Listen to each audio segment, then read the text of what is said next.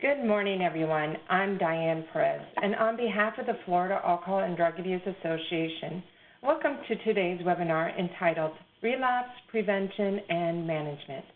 This webinar is being made available through a collaboration of the Florida Department of Children and Families, Office of Substance Abuse and Mental Health, and the Florida Alcohol and Drug Abuse Association. Please note that as an attendee, you are in listen-only mode and will only be able to view your name. If you have questions, please send them to the presenter and me, the host, by using the Q&A panel. The button to open the panel is usually located on the upper right side of your monitor. Please use the Q&A panel to send any questions you may have as you think of them. The presenter will address questions as time permits. Our audio is broadcast through the internet to your computer. If you experience poor computer audio through your computer, try rejoining the webinar and call in using the telephone I will call in option. You will find these options located in your tap panel. You must be connected to the audio of this presentation and view it on screen, as well to receive a certificate of attendance. The recording and materials used in today's presentation will be available on the FADA website within 10 business days. To access the recording, go to www.fada.org. Also, a PDF version of this PowerPoint presentation will be emailed to participants within that same time frame. FADA produces many webinars and workshops through the support of the Florida Department of Children and Families. To help participants track credits earned through attendance, we host an online community that provides a personalized digital journal where participants can maintain statements of credit for webinars and workshops taken through the Florida Alcohol and Drug Abuse Association. At the end of today's webinar, the web browser will direct everyone to an evaluation form on the FADA website. You will first need to register or sign in to your account to complete the evaluation. Information you provide FADA as part of registering remains confidential. Statements of credit will be posted within 10 business days after the evaluation closes in individual professional development journals for persons completing the evaluation and attending the full webinar.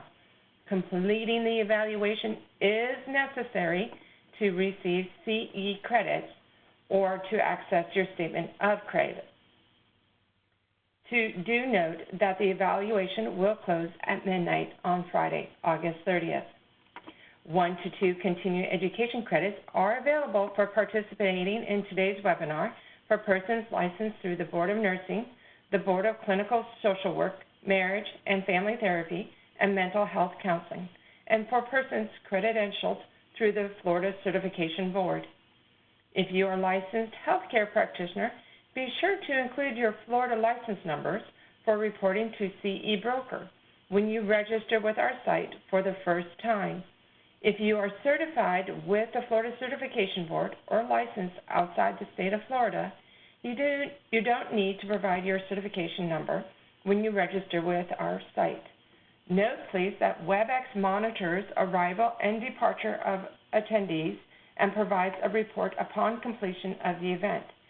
We are not permitted to provide contact hours or certification of attendance. If you do not attend the entire webinar, we are not permitted to provide a partial credit. And now I would like to introduce our presenter, Dr. Charles L. Smith. He is an addictionologist at Recovery First Treatment Center in Fort Lauderdale, Florida. He was previously a family medicine physician in West Virginia for 26 years before treating the disease of addiction. Spurred by his own recovery, Dr. Smith is an expert on the biological aspect of addiction and the intricate effects of alcohol and mind-altering substances on the brain.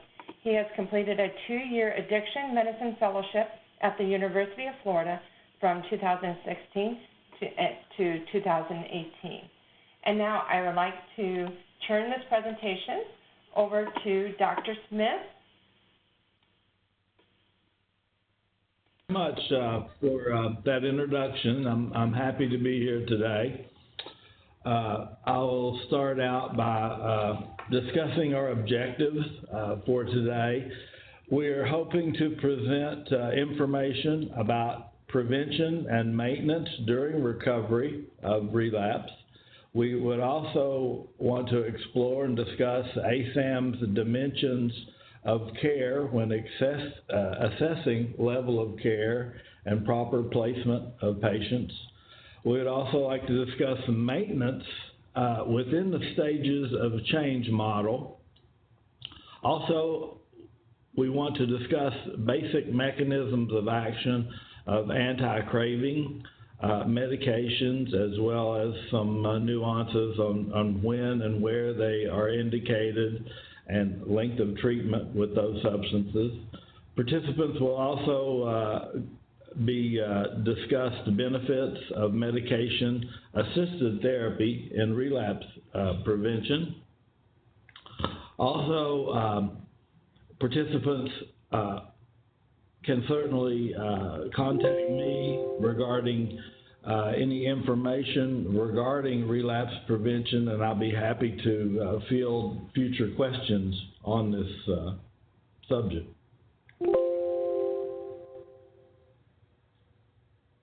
Just 1 second, let me make sure I'm doing this right. Okay, just a few facts on substance use disorders that I'm sure most of you are very familiar with. The high prevalence of substance use disorders in Americans, with almost 20 million age 12 and over reported to battle from substance use disorder in 2017. That 74% of these with substance use disorder struggled with alcohol, as it's our most common substance involved. 38% of these adults battled with an illicit drug disorder. In the same year, 1 of 8 of these patients also struggled with alcohol and another illicit substance simultaneously.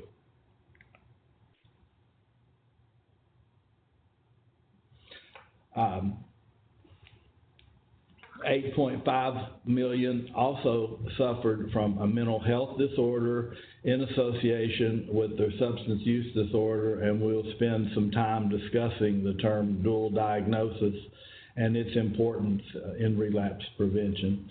And then, of course, there's a very staggering sum that's listed of $740 billion that's lost in workplace productivity, healthcare expenses, and time-related costs, not to be overshadowed by the severe emotional and mental distress that's associated with this disease for both people who suffer from it and their families.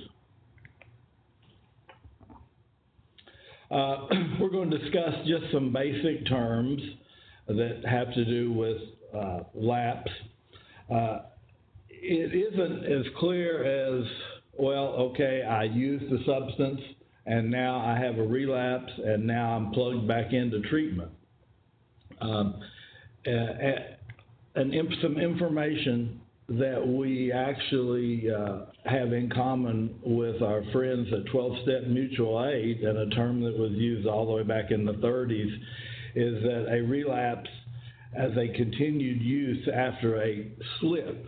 And the term slip would be just a very short period of time of use of a substance, controlled substance, or of alcohol, or their substance of choice, but not returning to the addictive behavior and persistent use. And then prolapse is defined as a behavior that is consistent with getting back on track in a direction of positive behavior change, usually associated with increased level of care of treatment. I particularly like to always pay attention to some information that I've read some material from William White in Southwest Florida regarding recovery capital, as I think it's very important in relapse prevention to also focus on patients' development of recovery capital as it's returned, and its effect and value as far as relapse prevention. Particularly, this is defined as quality of life satisfaction and stress levels, particularly during the first year, but also in following years as well.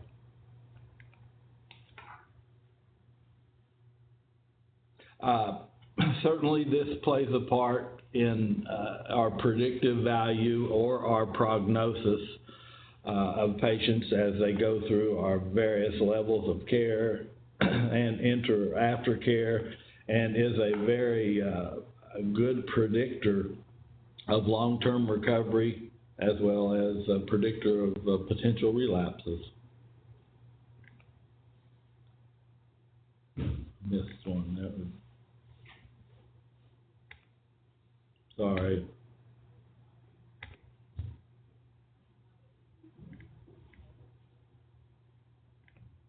Okay, this is a general slide that discusses ASAM's dimensions as described as a multi-dimensional assessment of patients with substance use disorder. I found it interesting in my training at the University of Florida, as well as my practice here in South Florida.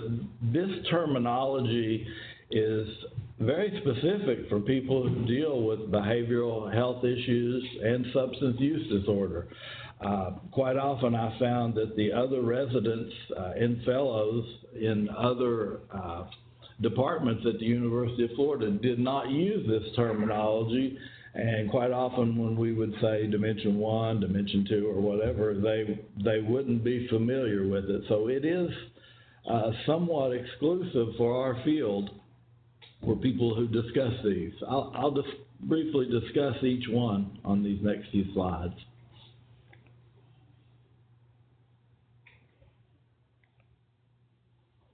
Dimension 1 is what is the patient's current situation involving acute intoxication, what is their withdrawal potential, what is their substance use history, what was the amount, what was the substance, what was the frequency, was it chronic use, a single use, a short period of use.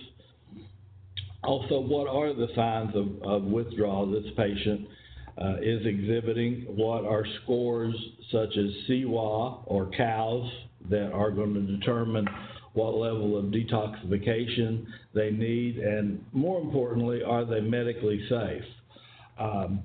I usually mention in this section that quite often we're dealing with third-party payers, and that's just the world we live in. And third-party payers are acutely aware that life-threatening medical problems come with alcohol withdrawal and benzodiazepine withdrawal. Not so much for stimulants or opiates.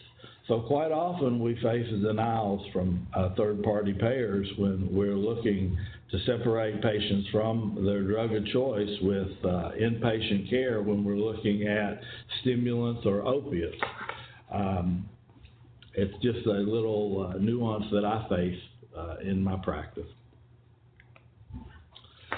Dimension 2 is where we discuss current physical illnesses as well as their past medical history, and are any of these conditions chronic, and what effect do they have on the patient's overall health.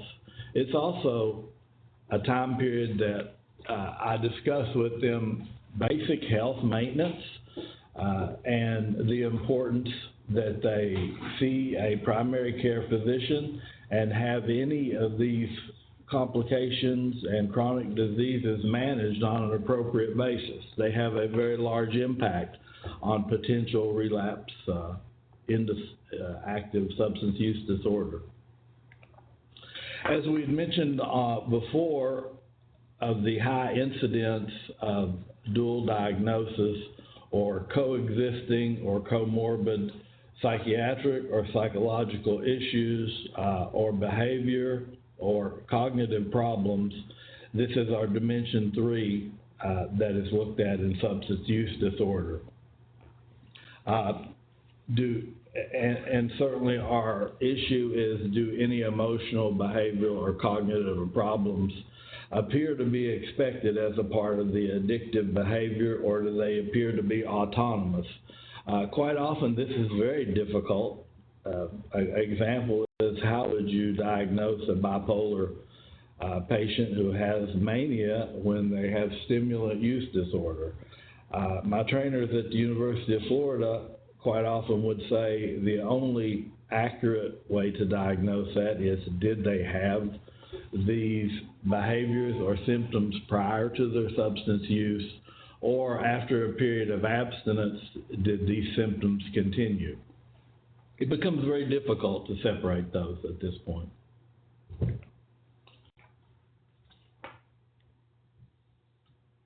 And to what level do these comorbid psychiatric conditions affect the patient? Do they affect their activities of daily living? Do they affect their employment, their education, or their family or relationship issues?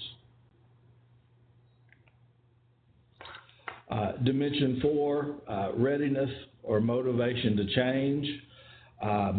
Is the patient aware that this behavior needs to change? Are they cognitive of that fact and willing to communicate it to you is very important also. What is their commitment to the level of change?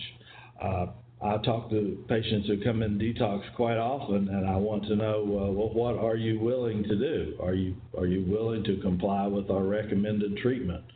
Once again, this goes back to information 12-step mutual aid groups out of the big book of Alcoholics Anonymous. It says, are you willing to go to any lengths for victory over alcohol? And quite often that's what we're asking patients. Are you willing to be compliant and cooperative with treatment? And also, are they aware of the relationship of alcohol and all the consequences that they have faced in their life?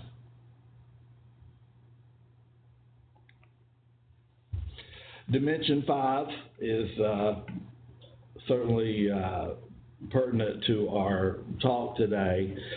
Is the patient, what is the relapse potential? What is the potential for continued use and continued problems?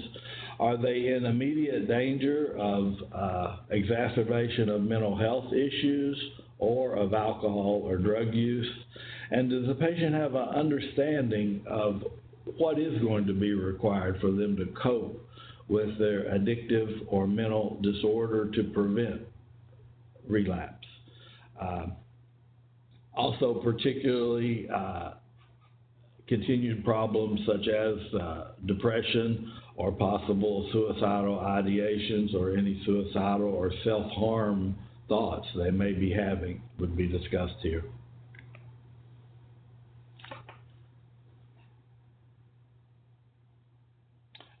Certainly we would go into the level of how severe their problems are. This will be discussed as far as anti-craving medications or when medication-assisted therapy is indicated, and have they been able to accumulate any significant abstinence time in the past. Quite often on an admission of relapse patients, I ask them to give me a short relapse autopsy. I say, what happened? What were your cues? What were your triggers? What exactly happened that caused you to pick up and resume this behavior? Interestingly enough, I don't get a lot of different answers when it comes to that. It usually involves that they were not compliant with their recommended follow-up care, and or they had increased stress in their life that they did not have coping skills ready to address these stresses. And six, certainly is very important, what is their living environment? We are concerned here with family members, their living situation, their work situation. Are there any red flags in here that would involve the patient's safety or interfere with their engagement in continued treatment and aftercare? Also, are their family, friends supportive of their recovery? Do they have financial, educational, and vocational resources that would be looked at as recovery capital to increase their likelihood of successful treatment? I'm sure many of you are aware with the little analogy that I was posed to me in treatment and in the rest of my training, that the treatment of addiction is a lot like the treatment of a tree that's in the desert. And this tree died, so the plan is to dig this tree up, take it to a greenhouse environment where it's at that point exposed to perfect temperature, perfect lighting, perfect nutritional support with ground and water, and the tree begins to flourish again. Then quite often, it's mirrored in substance use disorder. We take that tree back to the desert and we don't do anything to change its environment. It's exposed to poor lighting, too much lighting, not enough water, not enough nutrients in the soil. Yet we're certainly not surprised if this tree becomes ill again and starts to die. Yet with patients, sometimes we insert them right back into a sick environment and seem somewhat surprised that their disease recurred. At least an interesting phenomenon that I discuss with patients a lot.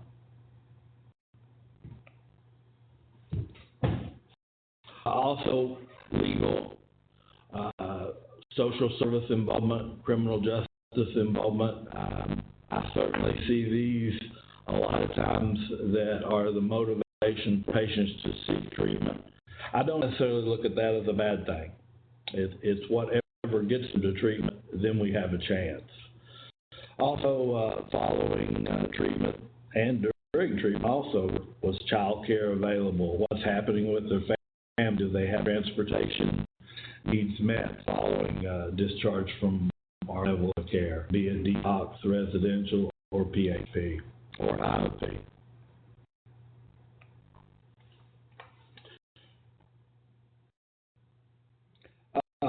There's a mention made here on the next few slides of interactions between these asympterias.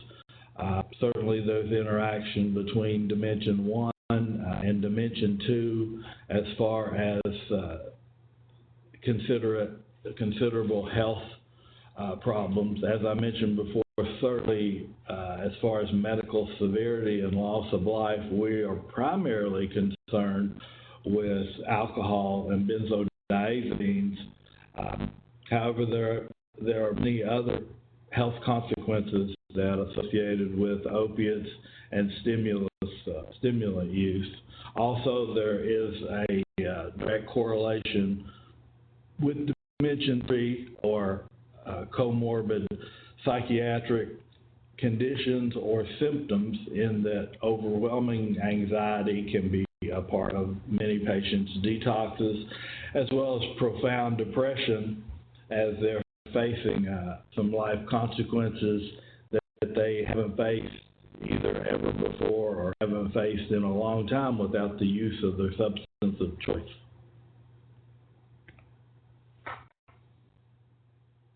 Another example of interactions between the dimensions would be readiness to change, also when coupled with a poor recovery environment and the effect that it can have on their willingness to change. Also on this slide is mentioned of dimension 2, particularly chronic pain, as quite often we're seeing opioid use disorder patients who have chronic pain and are searching for some relief of this Dimension 2 item, hopefully without the use of opiates. Pain management consultations are very valuable to us at this level of care and aftercare, that these patients hopefully will be able to remain free of opiates.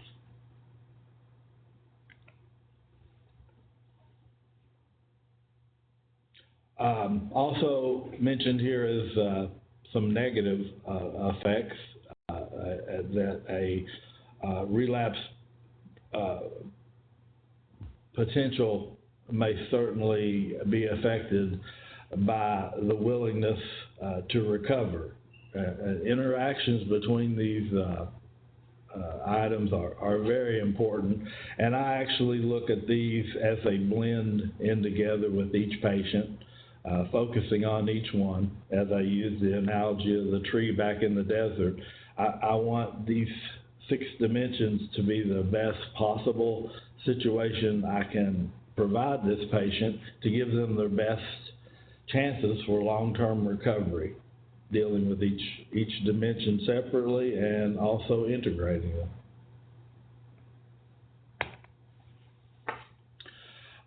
At this point too, I wanted to discuss the trans-theoretical stages of change that I'm sure many of you are familiar with. And as far as relapse prevention goes, particularly paying attention to the action and maintenance phase, I'm certainly open to discuss pre-contemplation, contemplation, preparation, and even one that's a little more controversial, termination phase. The action phase in the trans-theoretical stages of change usually has a time span associated with it of 6 months, and the start date here would be when action is being observed for behavioral change. So at this point, I expect the patient to be seeking care and no longer actively using their substance of choice. I certainly would count this in to their detox period, continuing into residential, PHP, and IOP level of care. I don't think our third-party payers are very in tune with this particular line of thinking, though, as most don't have coverage for 6 months for most of our levels of care.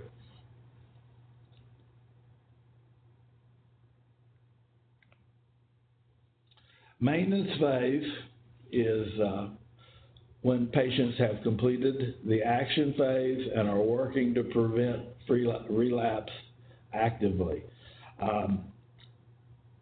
The time span put on this is 6 months to about 5 years. During these time periods, patients would experience less temptation to relapse and increasing confidence that he or she can sustain the changes made in their treatment.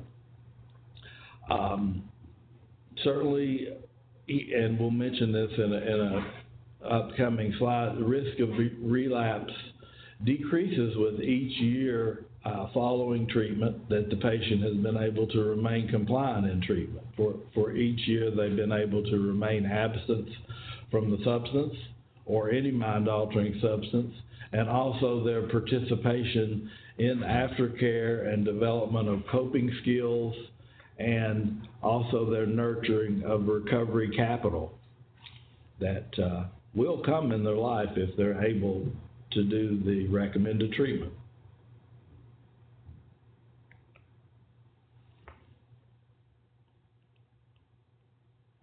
As I mentioned earlier, the common reasons that we see patients relapse are they're underestimating exactly what it's going to take for treatment. Quite often patients are leaving either PHP or IOP therapy exuding with confidence, no longer craving to use their substance, but quite often get blindsided as life hits them and they find out they don't have the coping skills to get through these events.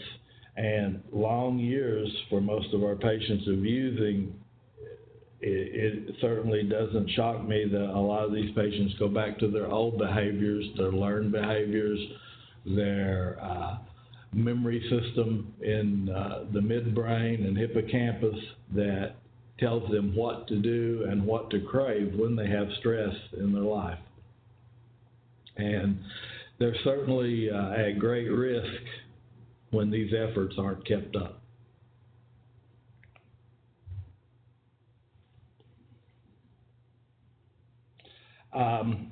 You know, quite often I will use other disease comparisons when I'm doing either patient groups or individual patient therapy and evaluation, and explain to them this is not a sprint.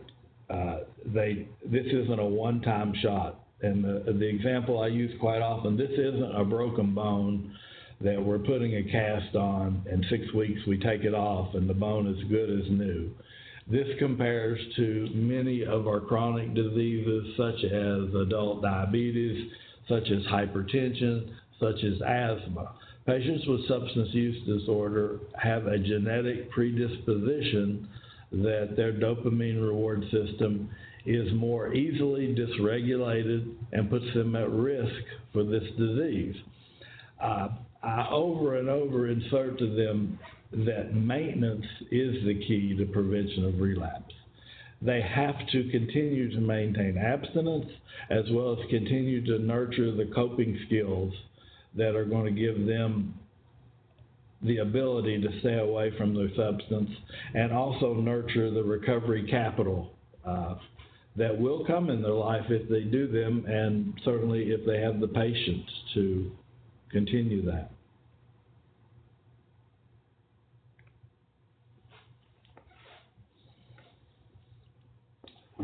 Here we look at our Dimension 2 items, particularly in maintenance management. We want to make sure that depression is adequately addressed and treated with psychotropics as necessary, that anxiety is assessed and addressed, and as much support as possible we can give. Anger be looked at as a possible source of relapse, and possible anger management therapy or what needs to be initiated to address their anger, cognitive behavioral therapy, etc. I also tell patients boredom certainly comes into play. Their dopamine reward system of their brain has been expecting these greater than expected results from mind-altering substances, in most cases for many years. So boredom will take place. It's going to take a while before anhedonia leaves and normal events of life start becoming exciting and rewarding again. Quite often we see this in PHP and IOP. Patients are, well, you know, I'm clean and sober now, but is this all there is? I've heard that statement over and over from patients. Also, that stress and stress management be discussed with these patients, and what are coping skills that they can use. Are they developing these coping skills? Are they participating in 12-step mutual aid to get that peer support that quite often is very necessary for dealing with shame and stigma that's associated with this disease?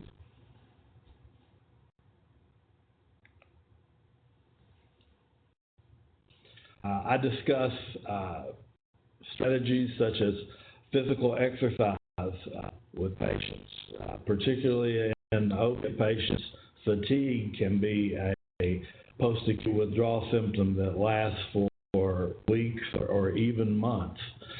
I tell patients that it is very important, if they can exercise and get the release of endorphins, to start to give some healing effect to their opioid systems in the brain, and also subsequent help to the dopamine reward system.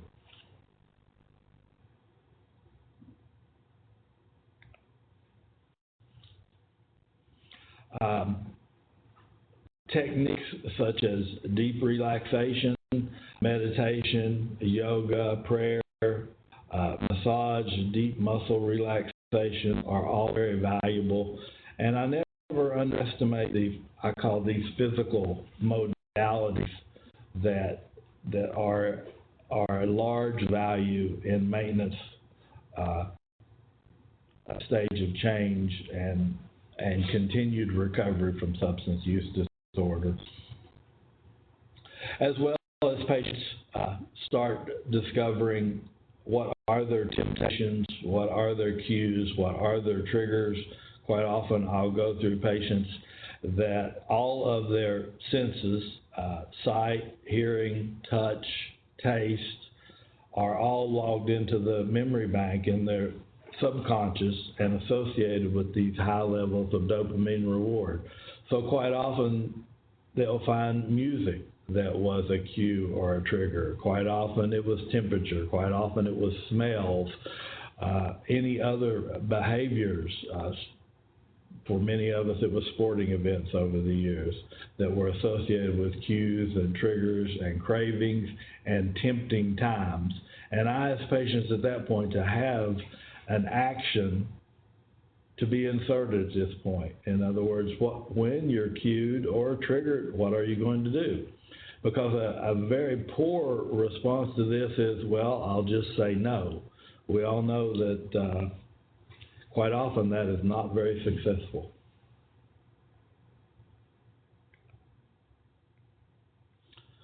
Okay, that brings us to an end of the first half of the presentation, and I believe we planned on entertaining some questions regarding the first portion. Thank you, Dr. Smith. The one question is, medication-assisted therapy the same as medicated-assisted treatment? For example, methadone, Suboxone, anti-abuse, etc. Yes, those are all three lumped into medication-assisted therapy, although as we'll discuss in the next hour, they're certainly quite different. They're quite different as far as the effects on the brain. They're quite different as far as associated acceptance and with some associated stigma. But they are considered medication-assisted therapy.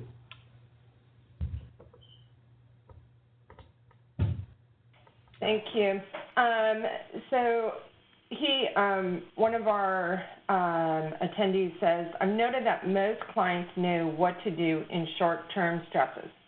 Even if they do not do it, what they do not know what to do is alleviate long-term loneliness and boredom. Are there resources we can use to help those clients? Yes, and I discuss that because, an old-time saying out of rehab long before I was in the field was change people, places, and things. So I advocate that patients actually reach out, and certainly 12-step mutual aid is one of the more common ways that people develop new relationships, new people, places, and things. Also learn coping skills for combating boredom.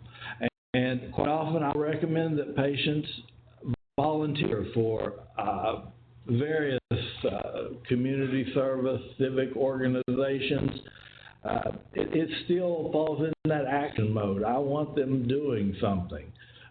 It's very easy. Their brain is going to be bored without their substance. And I tell them to expect it. You can just count on it. You will be bored. There'll be an afternoon where everything seems perfect, but when your drug of choice is not available, you still have some lagging anhedonia, and boredom is a huge trigger for many. So I did sum that up: 12-step mutual aid participation, volunteer in the community, possibly even advance their career status with further education, are all options that I throw out to people. It falls on action.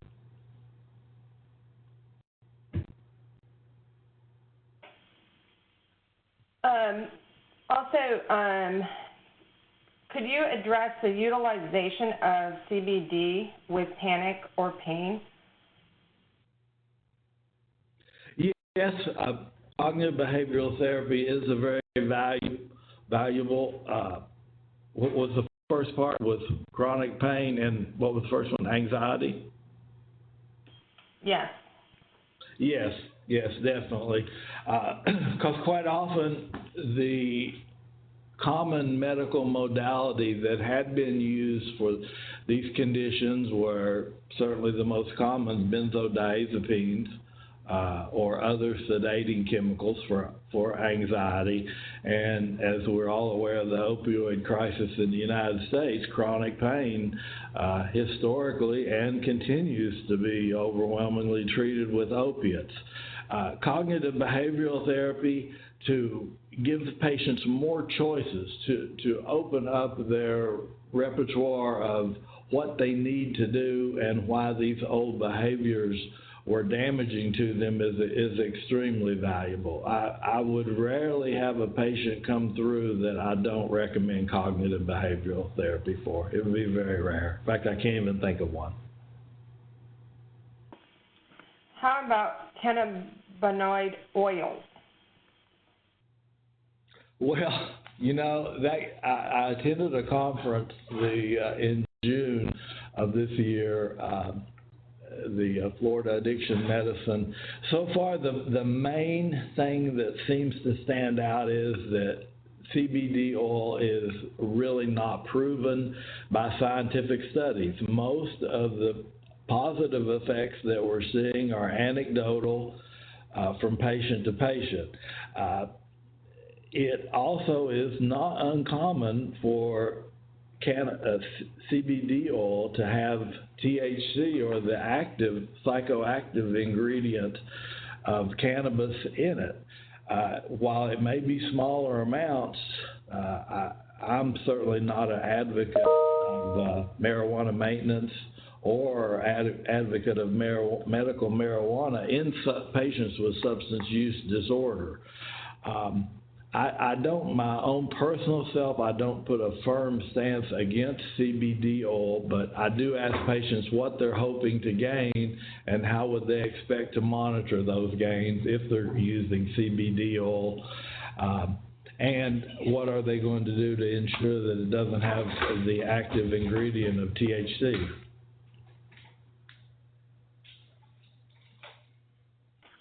Okay. Another attendee is asking, I have worked with inmates who shared that they went to other drugs to override medication-assisted treatment. Are all patients in recovery good candidates for medication-assisted treatment? No, you know, and we'll discuss this a little more in the next hour. I'm actually involved in some stages of change myself as far as my acceptance of patients with medication-assisted therapy and the length of time that they would be on it. I mean, at some point, I look at myself as this is hard to teach an old dog new tricks. I was trained in abstinence-based therapy, and that seemed to be the only route available for a while. However, we're broadening our horizons that the dopamine reward system can still heal with several medication assisted therapies. And you know, I go back to the dimensions of each patient as well as their stages of change. What is the relapse potential?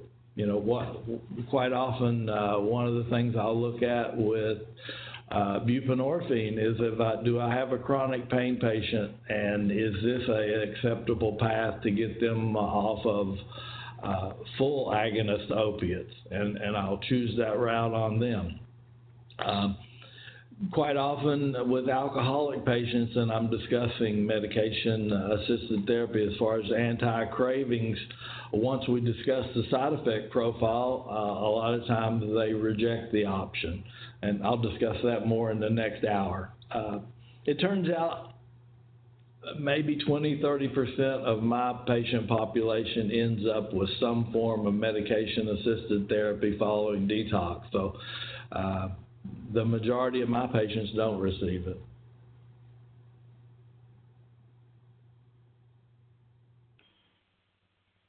Is there a medication to assist in relapse for a cocaine addict?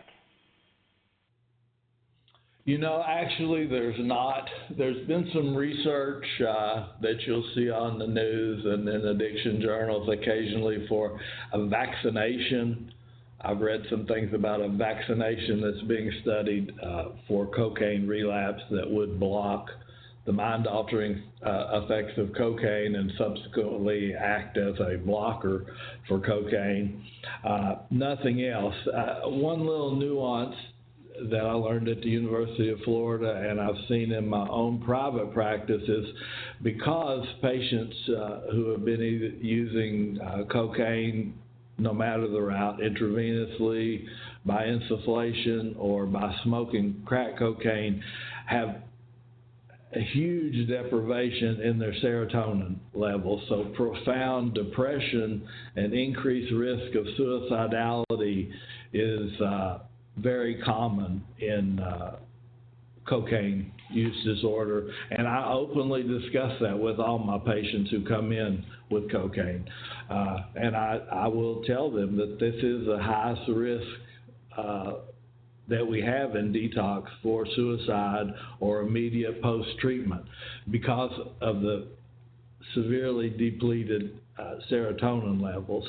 I do see the SSRIs used in these patients. I don't have a lot of scientific or statistical evidence to show how much benefit they are. I just anecdotally see a lot of addiction medicine doctors and a lot of psychiatrists use the SSRIs for depression following cocaine use. And I do it myself, actually. Okay, wonderful. Thank you, everyone, for the questions, and we will reconvene in about 5 minutes, which will bring us to 10:52, and we'll come back to, there's one other question that populated, but we'll come back and address that question when we return in 5 minutes. Thank you.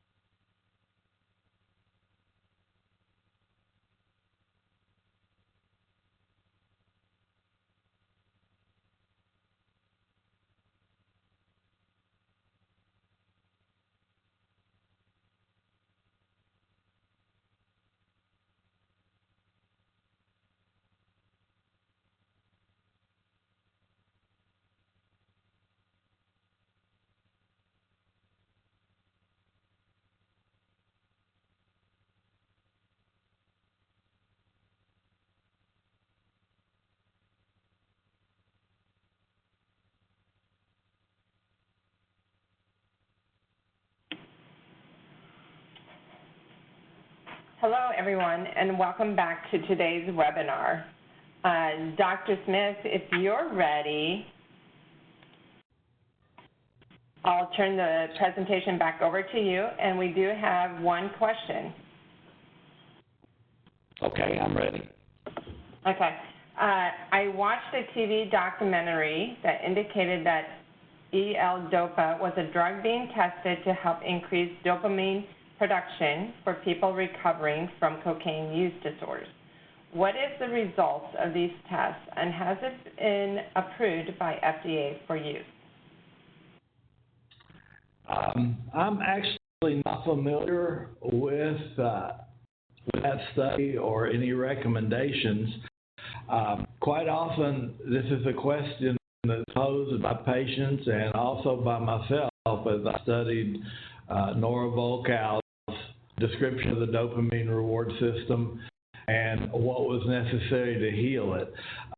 There's an older drug out that's used for Parkinson's disease, Cinemet, which is L-DOPA, but I've not seen anything that is effective for enhancing the healing of the dopamine reward system in substance use patients. And quite often patients are not very happy with the advice I have them to heal their dopamine reward system. It is pretty simple advice that they remain free from mind-altering substances, that if they smoke cigarettes, that they go through some sort of smoking cessation and quit smoking cigarettes because nicotine has an adverse effect on dopamine reward system, and that they practice healthy living, as we discussed back in the dimensions, that they exercise, that they follow a healthy diet, that they do health maintenance with a primary caregiver, that they manage their psychiatric health and psychiatric symptoms, that if there are relationship issues, that they pursue avenues to increase the acceptance among the relationship issues. Cognitive behavioral therapy. It turns out that when I'm discussing healing of the dopamine reward system, I'm simply discussing healthy living that I would have discussed with a patient who doesn't have substance use disorder. No difference. Except quite often, and myself included, substance use patients would like to take a medication that fixes it or get a quick fix. That's just the nature of our disease.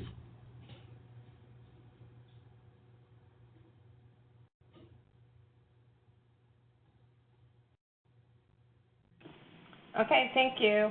And now we'll resume to our presentation. Okay, we'll start off this hour discussing medication-assisted treatment, or I'm sure synonymous as medication-assisted therapy, but we're going to discuss medications that are used either as an adjunct to treatment or in many cases as a mainstay for treatment, and the effect that these substances have on relapse prevention. Primarily, we are hoping that with these medications we can reduce cravings or urges to use alcohol or opiates. It turns out for stimulants, we actually do not have any effective anti-craving medications. Also,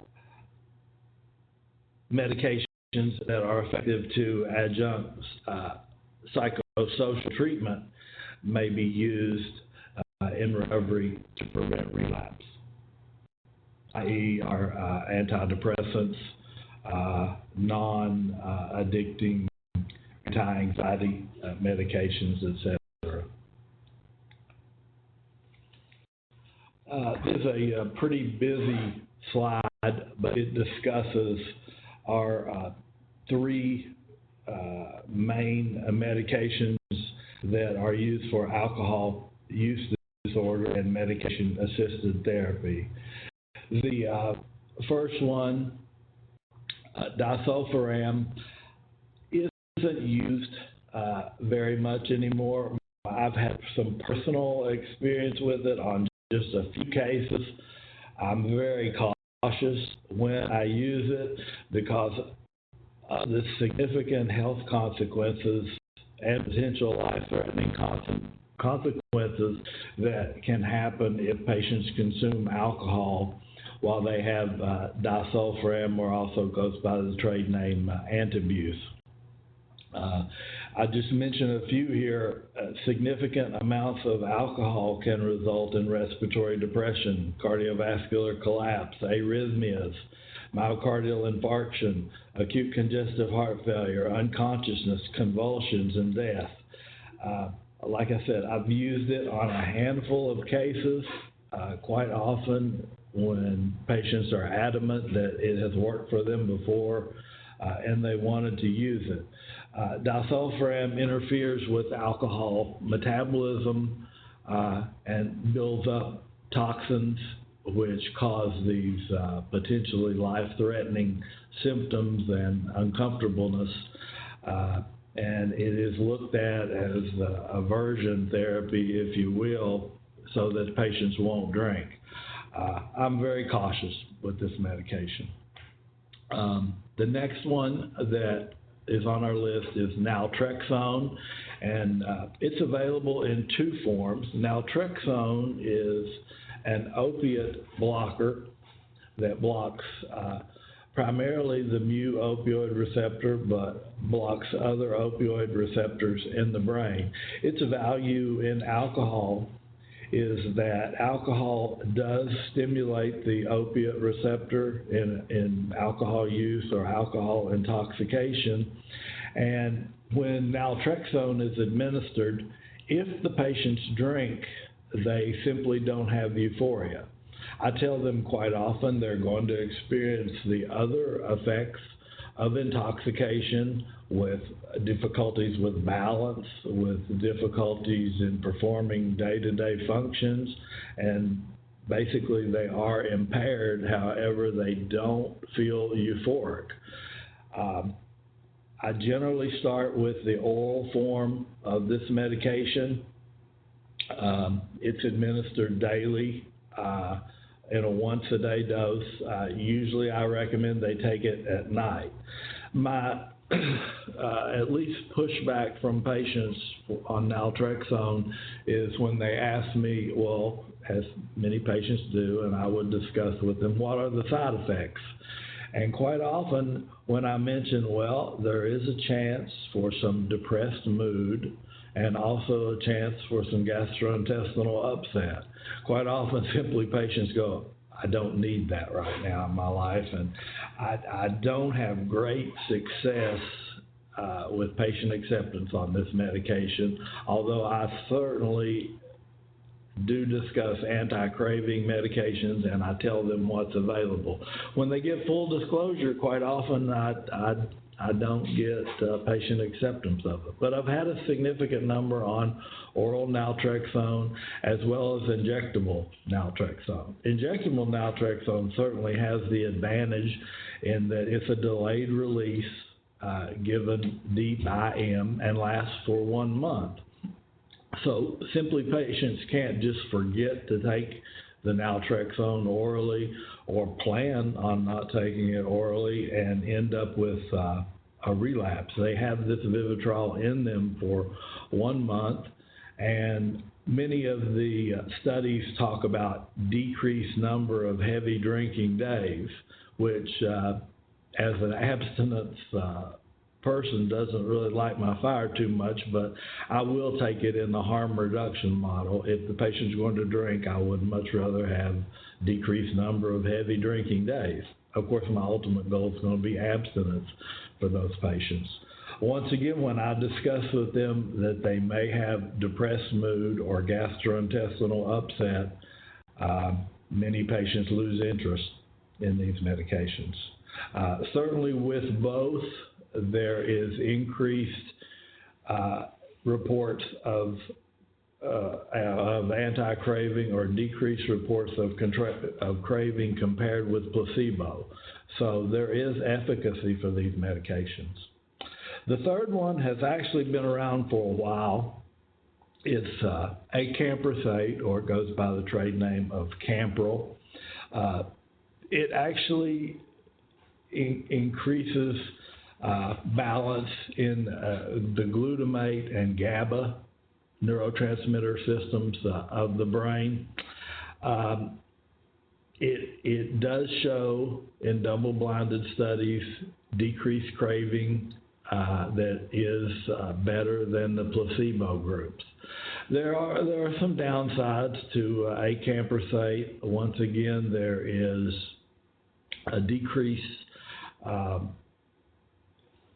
mood that can be associated with it. Quite often there is gastrointestinal upset.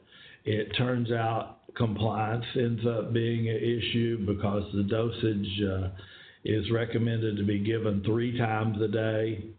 This is very inconvenient for patients. Once a day dosing is certainly far superior with patient compliance than 3 times a day dosing. I've had much more experience with naltrexone for medication-assisted treatment in alcohol use disorder. Very few, as I said, on disulfiram, and also very few on acamprosate.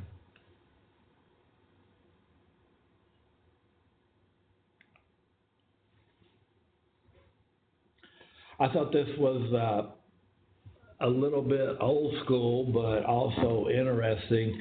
It says patients with strong connection to Alcoholics Anonymous may not be motivated to take such medications because they believe medications are not appropriate for sobriety. However, Alcoholics Anonymous produces a pamphlet that is quite supportive of both psychiatric care and use of psychiatric medications. Now, while this would be the central office of Alcoholics Anonymous, please keep in mind that each individual 12-step mutual aid group is full of individuals who express opinions about their own recovery and their own thoughts of addiction and treatment of alcohol use disorder, and quite often these won't be accepted there.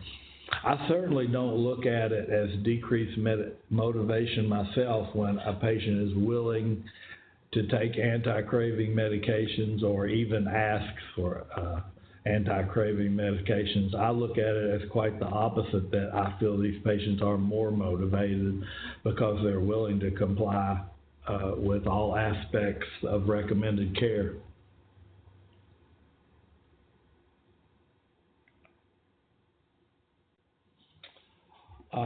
Certainly what dominates the addiction medicine world that I live in, and quite possibly most of you all live in, is medication-assisted therapy for opiate use disorder. I will go through these often with patients, more than once on many occasions, when they're looking for some help with opiate use disorder, and they have questions about our 3 forms of treatment: methadone, buprenorphine, and naltrexone. I usually start with this discussion on methadone. Methadone is a full agonist to the mu receptor of the opioid system, so it carries with it all of the things that you would expect a full agonist to carry. It certainly produces a physical addiction and a predictable withdrawal sequela when stopped. It produces sedation, it produces euphoria, and certainly is looked at as a highly addictive substance. However, saying that, we have shown it to be very effective in the harm reduction model. Patients who are compliant with a methadone treatment program have decreased relapses on heroin or other illicit opiates. Most studies will show that their quality of life improves, crime decreases, other health consequences such as HIV, hepatitis C, and other bloodborne diseases decreases with the absence of IV drug use and needle sharing. My own personal feelings on methadone have changed over the years. I'm much more accepting of it now, primarily as a harm reduction model. In other talks, I talk about the opioid use disorder and the opioid epidemic in the United States, and the 75,000 people in the United States died last year of overdose, the majority of those being opioid use disorder. So, if methadone is what it takes to keep those patients alive, certainly I support it. There's inconvenience with methadone. Methadone has to be, by federal law, dispensed at a federally sanctioned methadone clinic. Methadone can be prescribed by primary care physicians only for the treatment of either acute pain or chronic pain. Primary care physicians, it is not legal by DEA laws for primary care physicians to prescribe methadone for the treatment of addiction. So in these federally operated and supervised methadone clinics, there's inconveniences. Patients have to get up very early. They have to wait in line quite frequently. They're only administered once a day doses of methadone until they have built up some cases of compliance and are felt they can be trusted with take-home doses of methadone. They are monitored with urine drug screens. A huge problem with methadone therapy is either benzodiazepines, alcohol, or other drugs. The likelihood of overdose deaths is much increased when benzodiazepines are given with either a standard dose of methadone maintenance, or when illicit methadone is added on top of the maintenance, on top of the clinic's dose, along with benzodiazepines. It's a large risk factor for these patients, and there's certainly a social stigma attached to patients who are going to the methadone clinic, along with the inconvenience that it would have for their daily lives, the stigma that's associated with it. Although many studies are out there which show it's very efficacious as harm reduction and decreased deaths and other comorbidities. The next medicine, which is much more in vogue these days and become the standard of care in addiction medicine, is buprenorphine. In a minute, we'll go through different products that have buprenorphine, but buprenorphine, as different from methadone, is a partial agonist to the mu opioid receptor system. That translates into little or no reported euphoria of buprenorphine. Now, this doesn't apply for opiate-naive patients. If you had an opiate-naive patient and they take buprenorphine, they're certainly going to experience sedation as well as euphoria. In patients who have tolerance to either opiates, illicit or prescribed, or who have a tolerance to buprenorphine, there is no reported euphoria. Also, a limited amount of illicit use via intravenously, and I'll address that in a minute and possible ways to combat that. The next medicine is one that we discussed a minute ago when we were talking about alcohol use disorder, is naltrexone.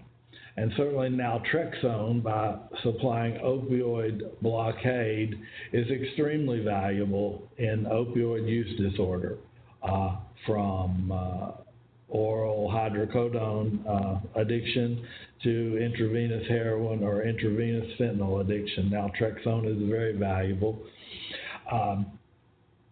It also gives me a fair amount of motivation sense on the patient. Are they motivated for treatment? Are they willing to take blockade?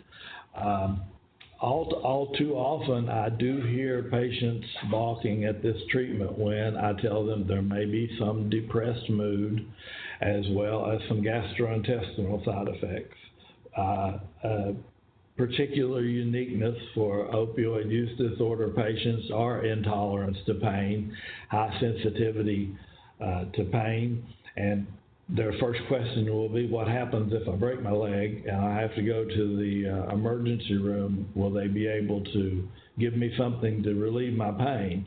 And I do try to educate them that yes, in a controlled medical environment, we could use and do use pharmaceutical opiates to override naltrexone, so we can give you analgesia.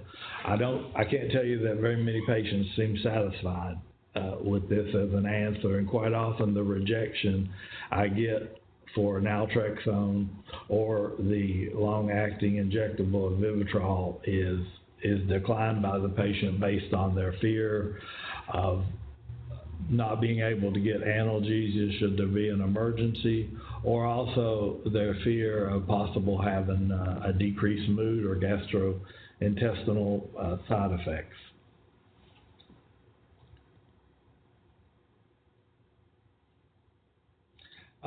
Another potential downside, a couple for naltrexone is given too soon following either illicit opioid use or the use of buprenorphine, whether it was as outpatient or used in our detox units. Naltrexone has such a high affinity for the mu-opioid receptor, a phenomenon called precipitated withdrawal can occur. It's recommended to not use naltrexone for any opiates for 10 to 14 days, and particularly of importance there would be methadone or buprenorphine, which have very long half-lives. So a difficult time period is that 10 to 14 days when I have a patient who's interested in naltrexone for medication-assisted therapy, but we have to leave them uncovered to be on the safe side for 2 weeks so that we don't cause precipitated withdrawal. My own experience, I haven't seen any cases of precipitated withdrawal when the 2 weeks is followed before either naltrexone, an oral trial test is given, or Vivitrol injection is given.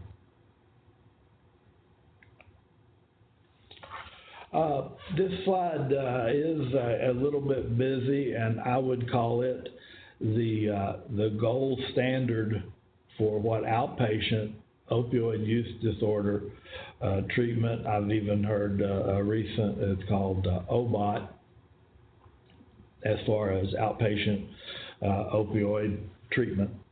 And it's the pyramid type style that includes all of these components of an outpatient setting that are recommended and that would be present in the gold standard outpatient buprenorphine style clinic.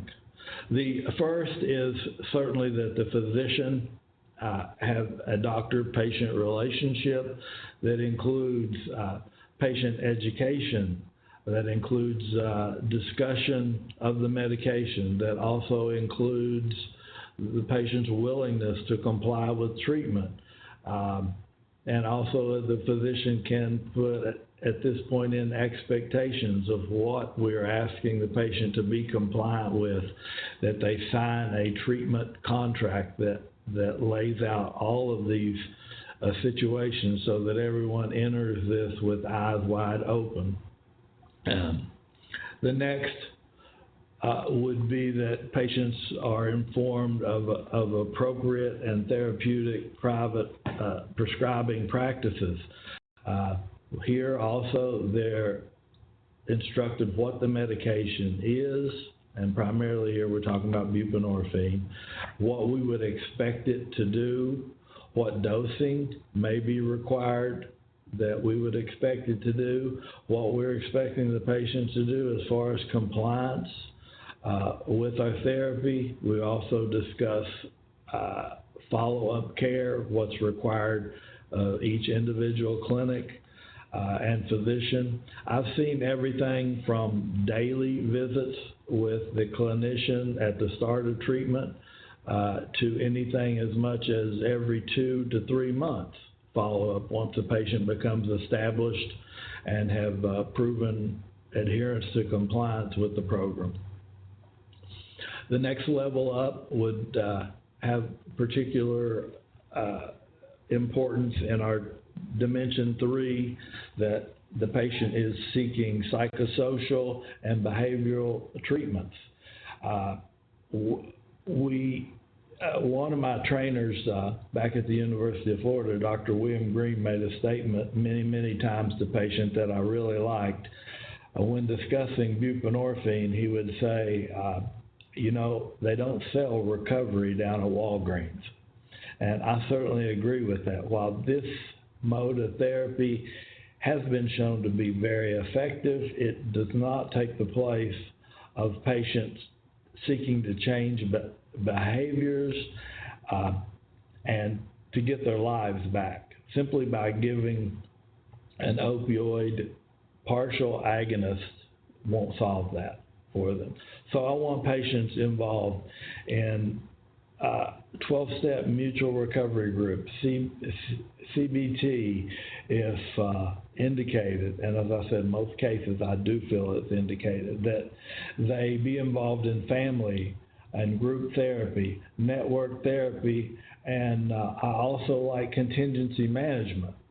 And that partially swings me into the next part of the pyramid, which is monitor objective outcomes. These patients, by standard of care, need to be monitored with urine drug screens. We want to know particularly if they've been drinking alcohol. Most importantly, were they taking benzodiazepines? They also need to be compliant with medication counts. Quite often they need to be pulled in. How many Suboxone, Subutex, or buprenorphine films or pills are left? Is that appropriate? Here in Florida and many states, we have a prescription drug monitoring system where the physician needs to look, are these patients filling these prescriptions? Are they filling other prescriptions? And as I said before, are their counts right? We would also ask that their family, loved ones, and supporters be involved to give feedback in these situations, that we simply aren't saying, okay, you're doing fine, I guess, and there's no illicit drugs in your urine, see you in 3 months. We need to know what these patients are doing to support their recovery. Also, it's very important for pharmacy collaboration. As I mentioned before, this is where the prescription drug monitoring system would come into play. That should be done on each and every visit with the patient, and certainly if there are calls or suspicions from either the family, law enforcement, or other healthcare providers that something's going on with this patient, they need to be checked and answered. The very top of the list is something that I'm seeing increasingly done, is that also at the gold standard for outpatient buprenorphine clinic would be a mentor or a peer support specialist that would meet with these patients. And, quite often I've seen this be very effective.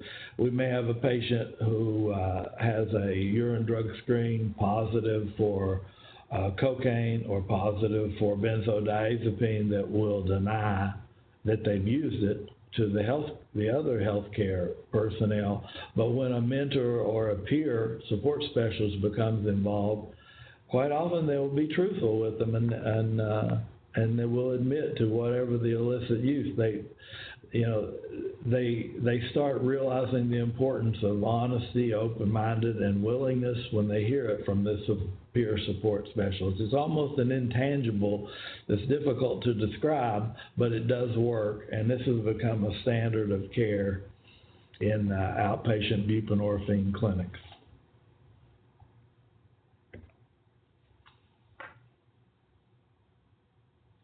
This is just another slide that discusses some of the conveniences and or inconveniences and or side effects of the medication-assisted therapy for opioid use disorder. A very positive position with the the injectable naltrexone is that it only occurs monthly. Now this turns out to be a very expensive medication, anywhere from $1,000 to $1,500 a month. The positive there is, in my own experience, I haven't seen a patient who wanted this not be able to get it, either through government assistance or assistance from the pharmaceutical company or various other support groups. Anyone who's wanted Vivitrol, I've been successful in them being able to acquire it regardless of what their financial situation was. Methadone, as I mentioned before, certainly there's the inconvenience of daily dosing as well as for an extended period of time, a daily appearance at the methadone clinic and compliance with the methadone treatment plan. Also, the cost there is not innocuous. I think lately I'm seeing anywhere from $13 to $18 a day for methadone maintenance therapy. When that's compared to the expenditure for a daily heroin addict, it seems minuscule. But when you go adding it up, it ends up being a fair sum of money for the month. Quite often, this has to be paid in cash. There are no third-party supports, or not very many third-party supports for methadone clinic and the harm reduction form of treatment. Third is the buprenorphine. Once again, it requires daily dosing. As I said, I've seen the whole spectrum of that buprenorphine prescribing physicians may require to see the patient daily on the intake process. Then it can be stretched out based on patient compliance and the physician comfortability with the situation, can be stretched out to weeks. I believe the longest that I have seen personally has been a buprenorphine patient be seen every 2 months. Certainly, if there's non-compliance with the prescription drug monitoring system, if there's non-compliance with a urine drug screen, or non-compliance on any stretch of the treatment, this would be revisited and changed appropriately.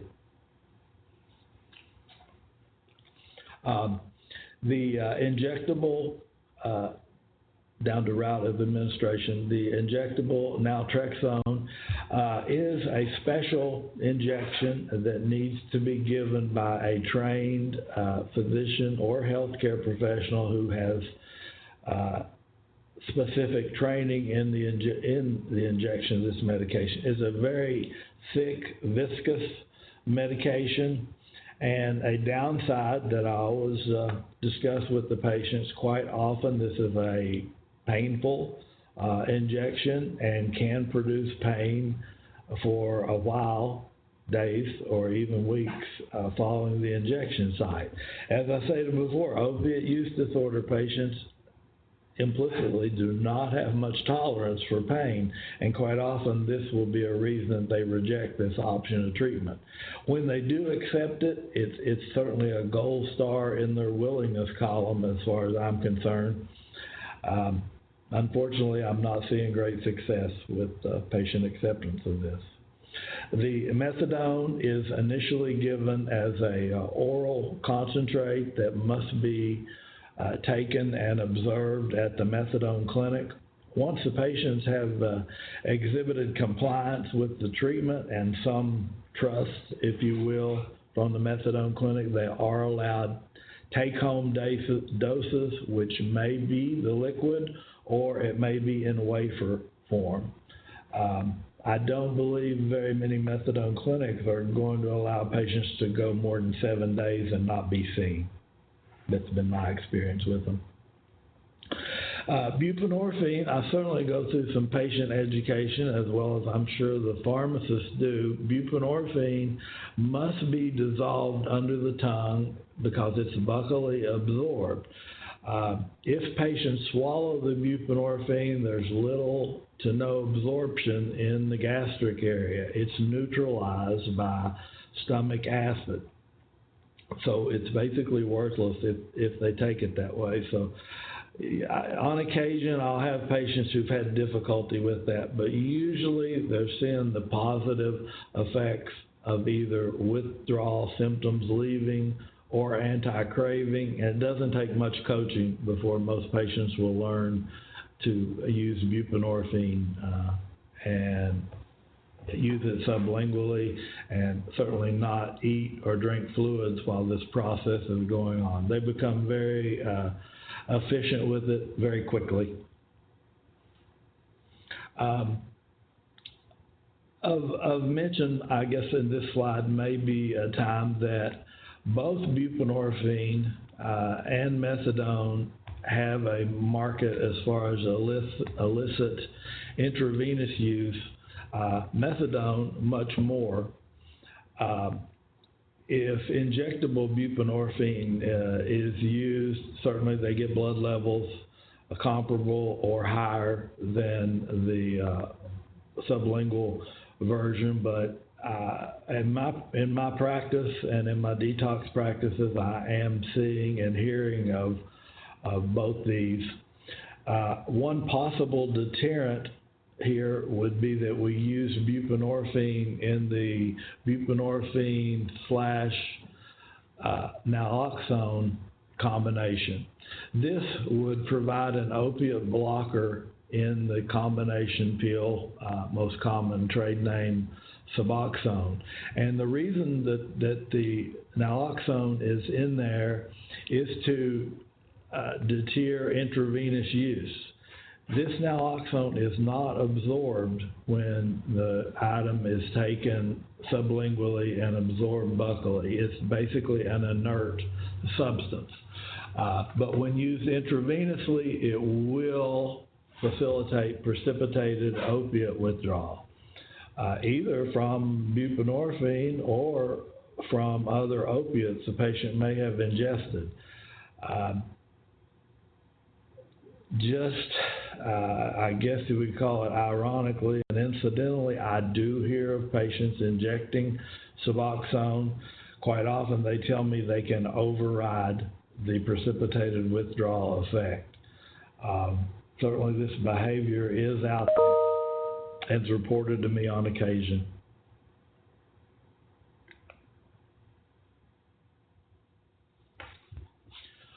This slide is dealing with, once again, opioid use disorder and some little nuances of involvement. The extended release buprenorphine has certainly some excellent scientific studies behind it. As I mentioned before, patient education is vital here, that patients understand what it does, how it works, when it can be used, and what the treatment expectations would be from it. And also that we're reinforcing that this is not the only level of care, that they can't find recovery at Walgreens. They don't sell it there. That they need to participate in all of the other coping skills, 12-step mutual aid, cognitive behavioral therapy, relationship counseling, anything that we've identified in those 6 dimensions that needs attention. Also, methadone is recommended to be involved in a full spectrum of treatment involving basically everything that injectable naltrexone would.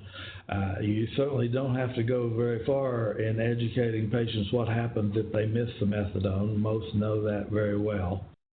A disadvantage for methadone is that it is a full opioid agonist and has no blocking effects. So if illicit opiates, heroin, fentanyl, oxycodone is ingested on top of morphine, there's only a synergistic effect. It has no blocking effects.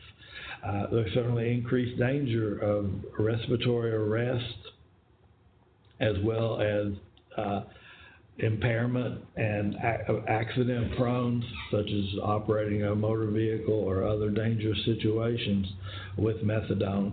And it's vital in methadone clinics that urine drug screens monitor for other opiates or other sedating products.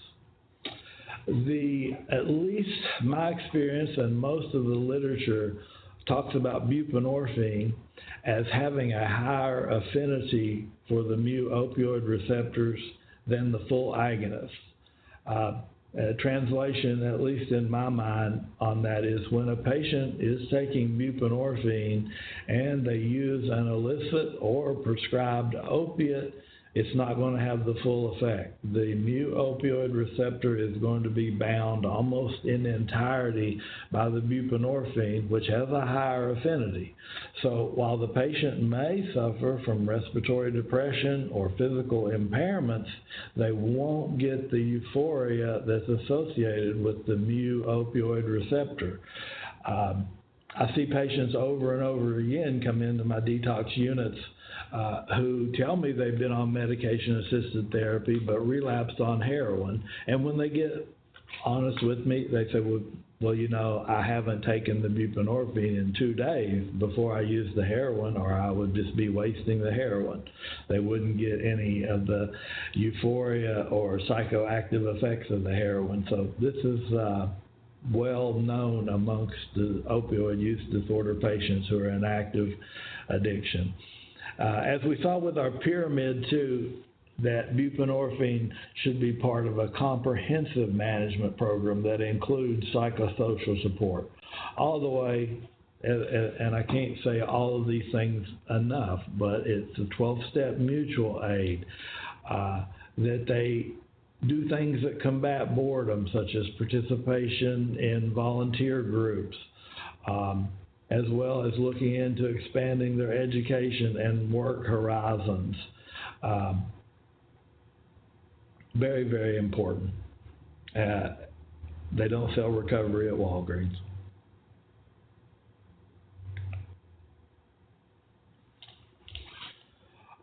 This discusses methadone, and as we had mentioned before, that it is a full opioid agonist, that it acts very similar to morphine, with the exception that its half-life is much longer, 72 to 96 hours for methadone. And then the induction period at most methadone clinics is in the first month, to where they get up to a therapeutic dose. 60 to 80 milligrams of methadone daily is described as a therapeutic dose for decreasing opioid cravings. Here it's mentioned that methadone dramatically decreases opioid craving and illicit opioid use, that also many aspects of these opioid use patients' lives and their development of recovery capital is easily noticed. They generally have better physical appearance as far as their personal hygiene and self-maintenance. They will usually gain weight as their dietary habits improve.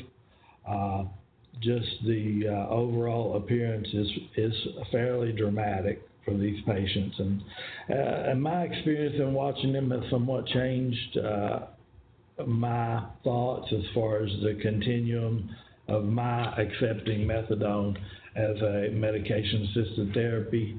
I truly look at it today as it's a life-saving treatment for a subset of the population that we simply wouldn't have any other alternatives for.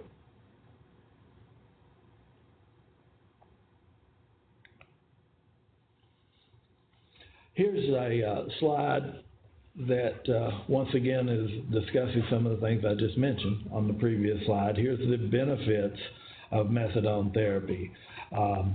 As I said, reduction in illicit drug use, decreased criminal activity, a reduction in needle sharing, which correlates to reduction in HIV infection and transmission rates, obviously cost effectiveness compared to illicit drugs, reduction in commercial sex work, reduction in reports of multiple sex partners, improvements in social health and productivity as well as vocational and educational items, improvement in general overall health, and retention in addiction treatment, a reduction of suicide, a reduction in lethal overdoses.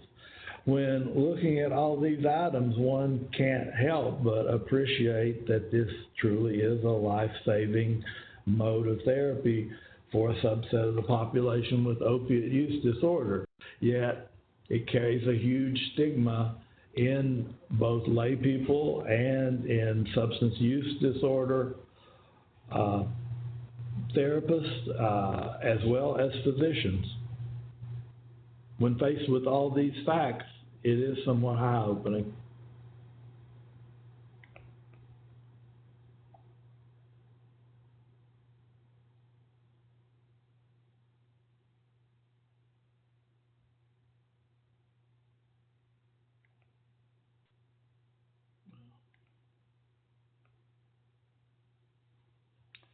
This is another slide to show that methadone treatment and also its association with decreased illicit drug use and decreased alcohol use that show very positive benefits, and as mentioned on the previous slide, decreased lethality, improvement in quality of life, very supportive evidence.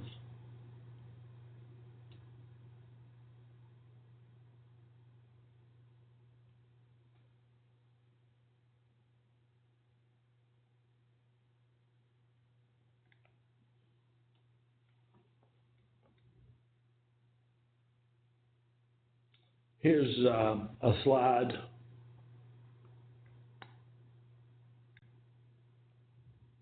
let me pull up this a little bit on mine, which talks about restoration to a functional state on a methadone maintenance patient compared to a heroin addict, and the reports that feeling high tends to leave the patient, and the high feeling that's associated with the full agonist of heroin primarily has to do with a rapid incline and short half-life of the substance, while the full agonist nature of methadone and its very long half-life combat against that. Certainly patients will look impaired and experience euphoria when they're being initialized on methadone. However, sometime later they don't.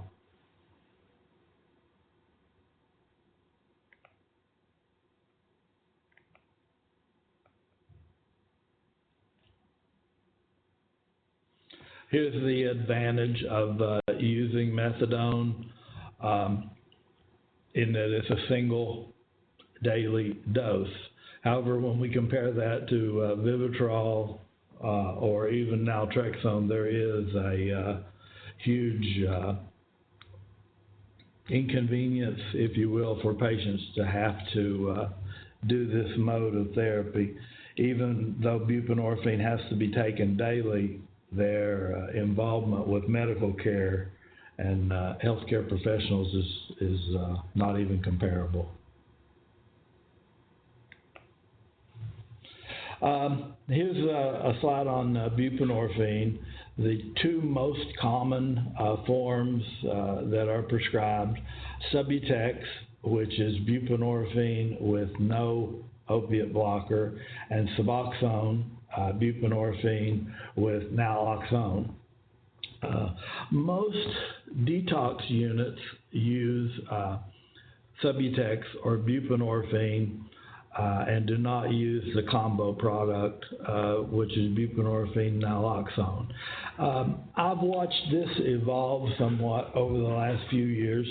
It was generally recommended a few years ago that mono product or buprenorphine not be used as an outpatient.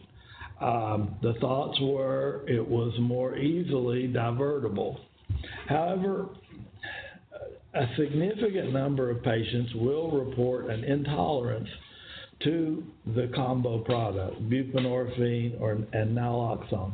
I don't actually have a good reason why this happens to them. Certainly we're suspicious that they want the buprenorphine mono product for diversion.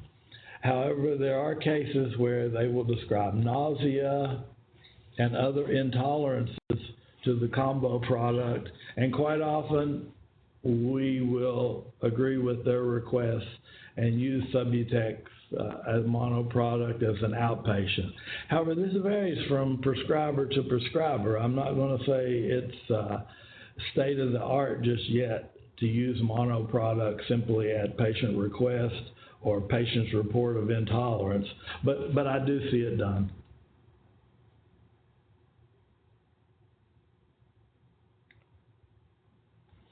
Here's a slide showing comparison of buprenorphine and methadone, with the big item here in that buprenorphine is a partial agonist to the opioid receptor versus a full agonist, such as methadone, and then the slide mentions, or heroin.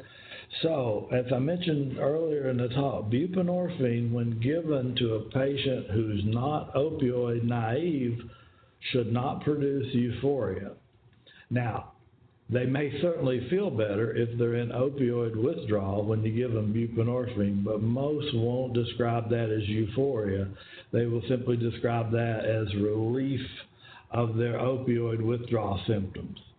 A phenomena that is seen quite often, and it is very large concern for us, is quite often patients come in and need detox from opiates, but they also need detox from benzodiazepines and or alcohol. The administration of benzodiazepines has a large additive effect for sedation and euphoria when benzos are used with buprenorphine. There's a synergistic effect. The likelihood of respiratory depression and impaired mental capabilities is high. So when we're detoxing, we're very cautious to use benzodiazepines and buprenorphine together. On occasion, when we have to, we certainly monitor their respirations.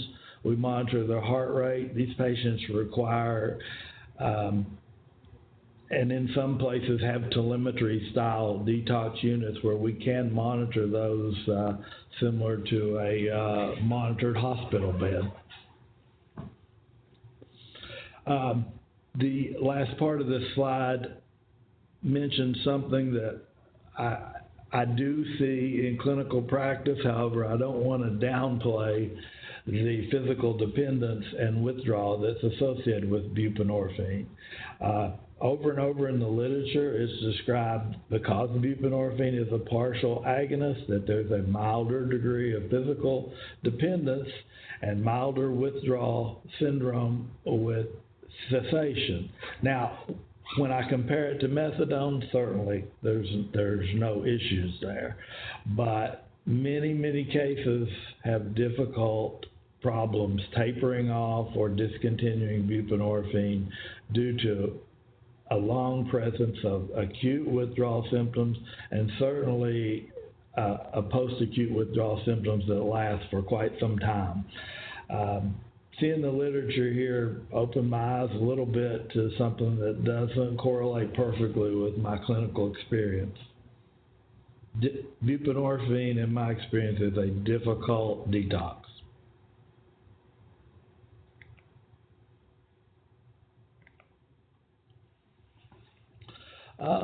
This is a little comparison, some of the items we've already discussed of buprenorphine versus methadone, advantages and disadvantages. Certainly, your life becomes that of the methadone clinic once you're in a methadone maintenance program of daily visits, the distance of traveling.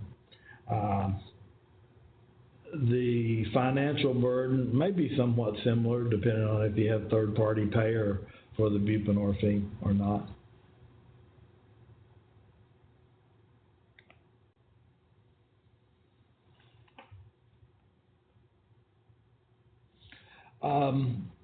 Here are at least some reasons for diversion from, there's the term OBOT that I had mentioned before for outpatient buprenorphine therapy. Peer pressure. I have seen several slides which discuss 12-step mutual aid being acceptive of buprenorphine therapy, but I have personal experience of being at 12-step mutual aid meetings and many friends at 12-step mutual aid. I'm not so sure of that.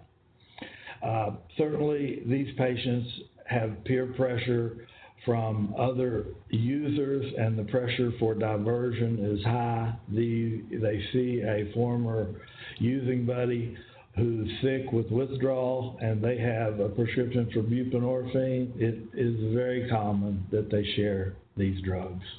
As it says in the next sentence, to help addicted friends or family members. Also, it's becoming increasingly common that this is an illicit drug, buprenorphine, be it Subutex or Suboxone, that's available on the black market and has a street value. Many addicts use buprenorphine as a bridge, if you will, in between uses of their opioid of choice, be it heroin, fentanyl, oxycodone, to abort opiate withdrawal symptoms. Certainly this is not our intended use for buprenorphine, but it's available on the black market, and it's a cash item now. And of concern is when patients are asking for increased doses in your buprenorphine clinic and your outpatient management when you are not convinced that they're not being managed well with the current dosing.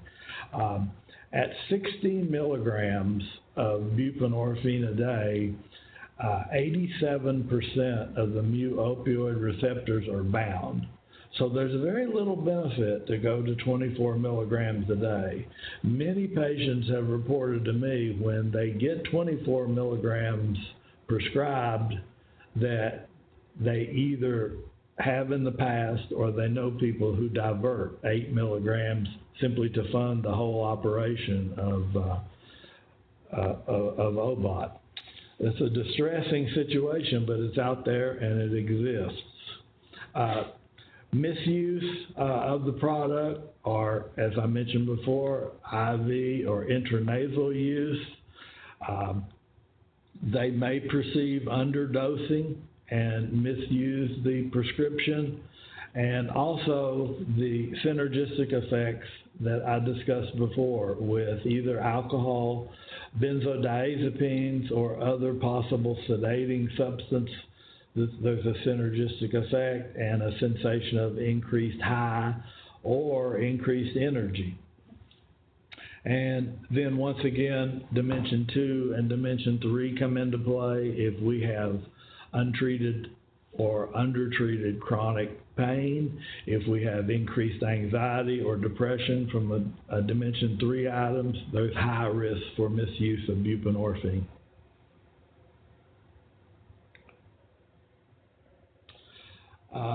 Injectable naltrexone. I would like more of my patients to use this than I'm able to get patient compliance with. It has excellent studies that show its value. Once again, I am faced with patients who are somewhat reluctant based on pain at injection site. Some will even throw up the cost, even though I assure them we can work around that. Quite often there's that fear of an emergency room visit for an acute trauma, and they're afraid they won't be able to achieve analgesia.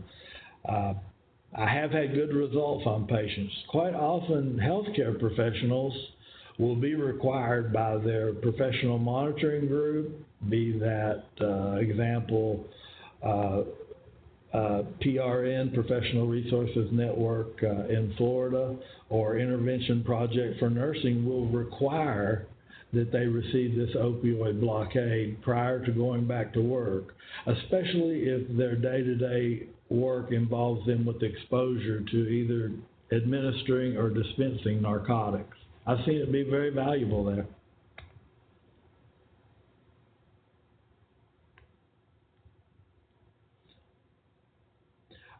This is just to mention that we don't have a length of time that we would want to do this type therapy of naltrexone, or for that matter, buprenorphine, or methadone. Medication-assisted therapy, one way of saying it is it's not your father's medication-assisted therapy.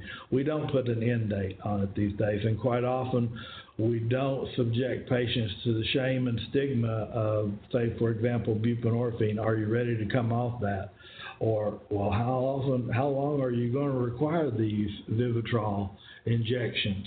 There is currently no end date to these, and it's on a case-by-case basis.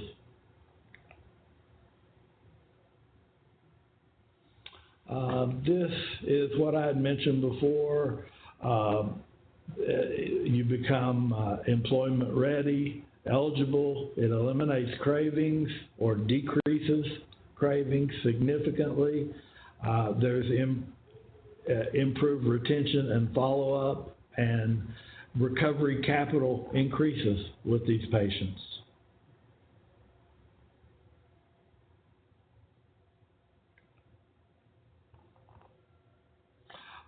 This is just a little slide that shows comparison of relapse rates with other diseases.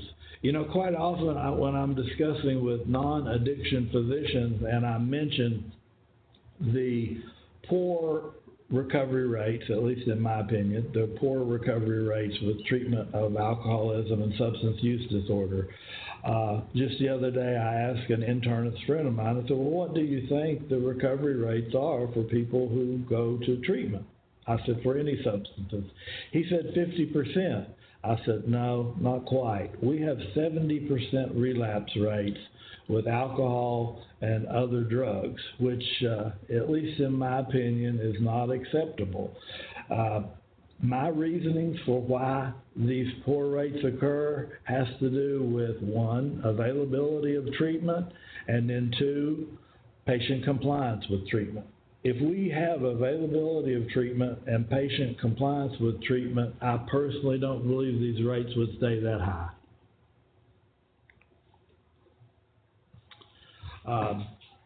Compared to other diseases, hypertension, asthma, type 2 diabetes, quite often I will tell patients that if they are compliant and can remain compliant with our recommended treatment regimen, they do not have to see these dismal rates. I certainly could not say this with type 2 diabetes and hypertension and asthma exclusively, although type 2 diabetes, it was very important that they remain compliant.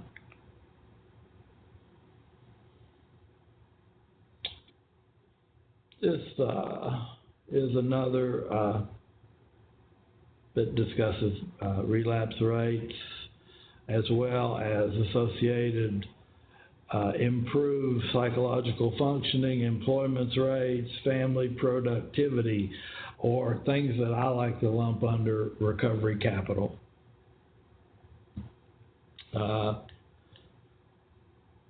Here we see substance use disorders. This one says our relapse rates 40 to 60%. I have many other studies that show higher, 70% relapse rates. Certainly with hypertension, we get poor results, 50 to 70% relapse, as well as asthma.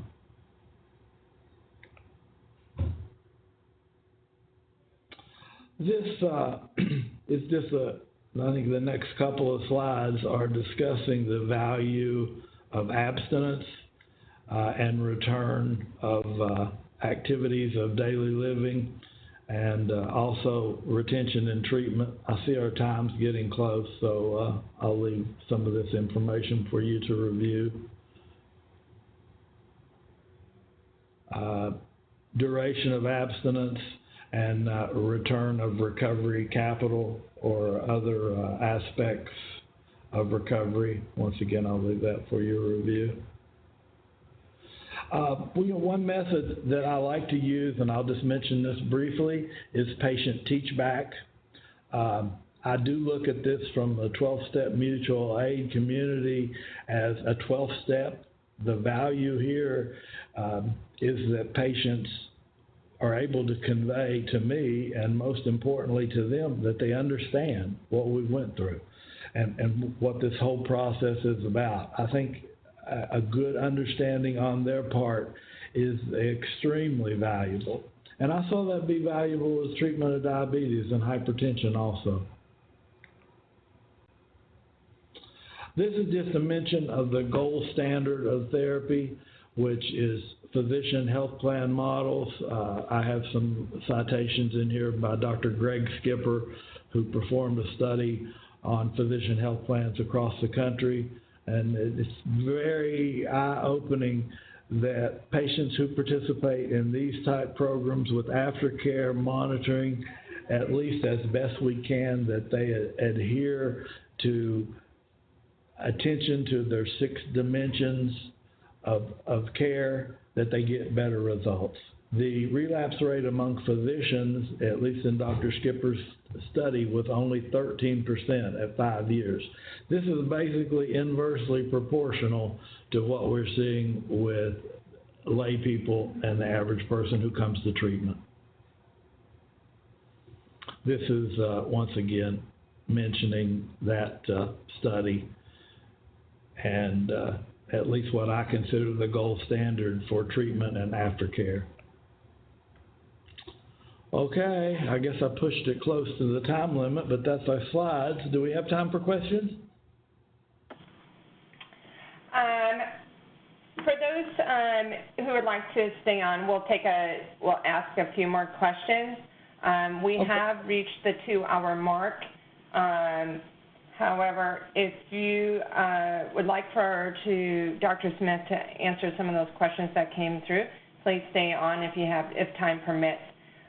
You will also have access to the survey that will be sent to you directly, and upon us leaving and closing the webinar, a link will be sent to you directly to the survey. So some of the questions we'll just stay on for another 5 minutes to handle, to ask some of these questions that populated. Dr. Smith, what will happen to a patient if he or she is given buprenorphine when withdrawing from methadone? If the buprenorphine is given too soon, usually within the first 72 to 96 hours, they'll experience precipitated withdrawal. And this is an opiate constellation of withdrawal symptoms that's very refractory to treatment. So we use extreme care not to use buprenorphine in patients withdrawing from methadone, and my goal is 96 hours.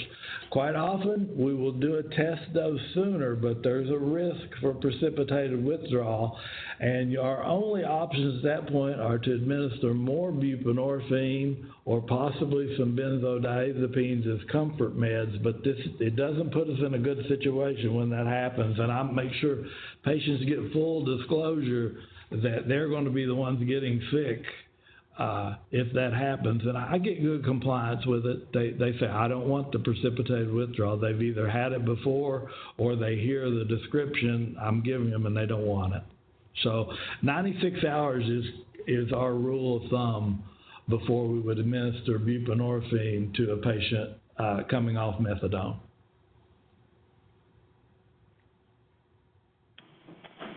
Okay. How often do you do pill checks, and how much time do you give PTS to come in, given that they work and have family commitments and testing, confirmatory testing?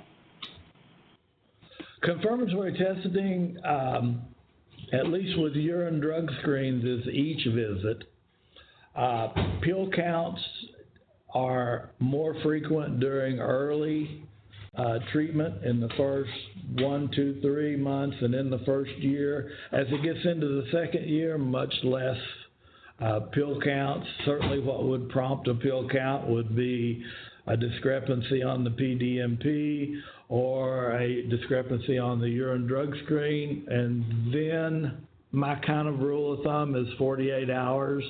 I understand there could be work situations, but in some of these situations, I would even allow for family members to bring in the prescription if I had a patient who was working and couldn't get there within 48 hours.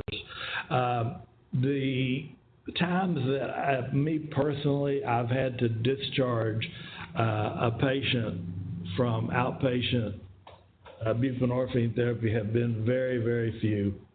Very, very few. Just 2 more questions. Some of the clients get comments made that they are not really clean. How do you have a nice way to respond? How do you respond? Well, I tell them, I give them basically the same education that we went over here today, is that buprenorphine is a partial agonist, that it does not produce euphoria unless it's an opiate-naive patient. And in my mind, they're under a physician's care, and they are clean and sober as long as they're compliant with me. Certainly, I tell them they're under no obligation to discuss their private medical history at 12-step mutual aid groups, and I don't advocate they do that. But in my own opinions, they are clean and sober as long as they're compliant with my management therapy. Okay, one last question. Do you find that the recovery community, in parentheses peers, demonstrate a level of stigma on the use of meth, i.e., I reach recovery without the use of other drugs? If so, do you have any recommendations on how to combat that stigma? You know, one of the things that I do advocate for myself is drug-specific fellowships. I know there's a lot of schools of thought out there that may not agree with me, but my own personal experience is a group of Alcoholics Anonymous may not be very tolerable for illicit drug use, as well as possibly a Narcotics Anonymous group may not be comfortable with a sole use of alcoholism coming in. You know, the thing I reinforce to patients are these are your peers, so you want to go to a 12-step mutual aid group that is your peers. I have no problems if the Alcoholics Anonymous home group would be accepting of alcohol and other drugs, but if they're not, it's simply not the right 12-step mutual aid group for you to be attending. So I have seen particular success with Heroin Anonymous and Meth Anonymous as drug-specific fellowships. Thank you, Dr. Smith, for your time and resource and your information, your expertise. We are going to go ahead and conclude this webinar at this time. As I conclude, your browser will take you to an evaluation on FADA's new website. If you want to receive CE credit or a statement of credit for this event, please complete the evaluation. You will be prompted to register or sign in to complete the evaluation. You can register as a visitor at no cost. For CEs to be reported to CE broker for the Florida licensed healthcare practitioners, you must provide an accurate Florida Department of Health license prefix and number the first time you register.